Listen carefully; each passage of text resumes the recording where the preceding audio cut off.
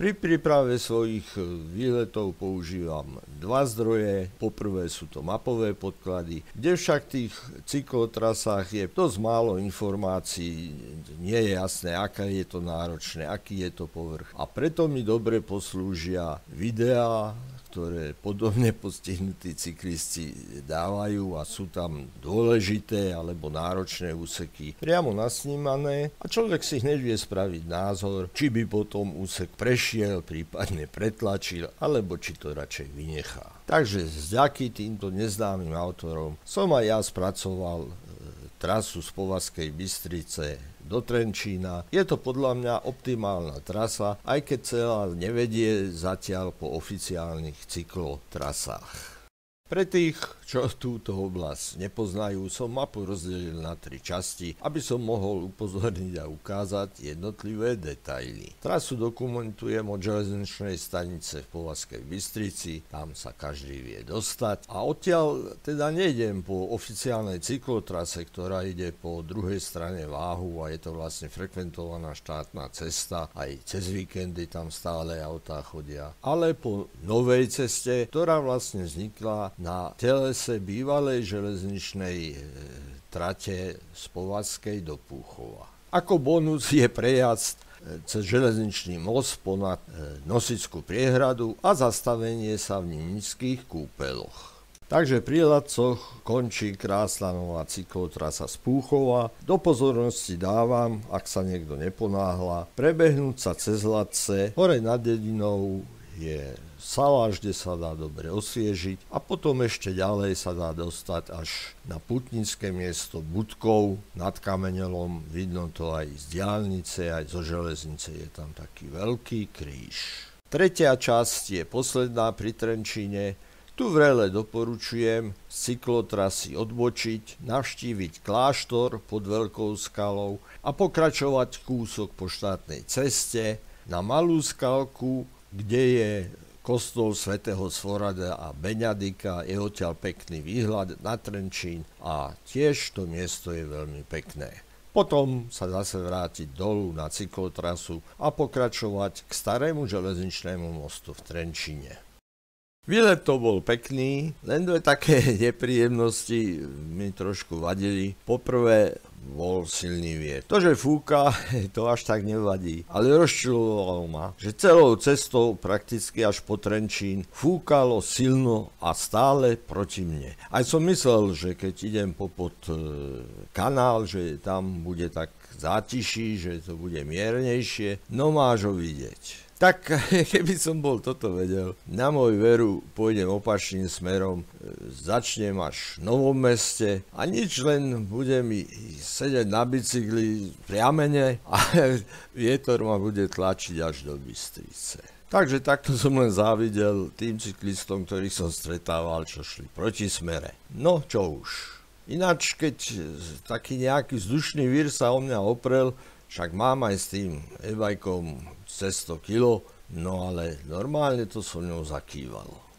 Pred Dolným Milochovom opúšťam cestu po bývalej železničnej trati a odbočujem na železničný most ponad Nosickú priehradu, alebo teda tiež priehradu Mládeže, ako sme ju my poznali. Je to fantastický pocit, nikdy som nerátal v živote, že by som tam mohol jazdiť, ale jediné, čo vadí, že tie železnice mohli tú lávku pre tých peších a cyklistov spraviť tak o 30 čísel širšiu. Viem, že moc stavali kvôli železnici a táto lávka je len vedľajší produkt. Asi majú na to aj nejaké normy a predpisy, ale trošku širšie, keby bolo, lepšie by sa proti smere vyhýbalo cyklistom. A zásadná vec, čo ešte mi vadí, tie nájazdy sú kolmo lomené pod 90 stupňami, takže zle sa s tým bicyklom vyberá taká pravouhlá zákruť. Prešiel som a bol som na druhej strane Váhu.